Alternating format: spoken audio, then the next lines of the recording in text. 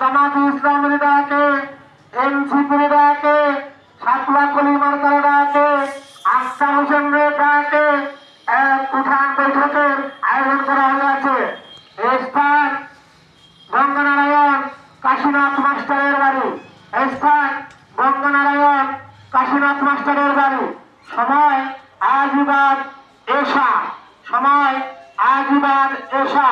উক্ত উঠান বৈঠকে উপস্থিত থাকার জন্য আপনাদের সকলকে বিশেষভাবে আহ্বান করা হলো।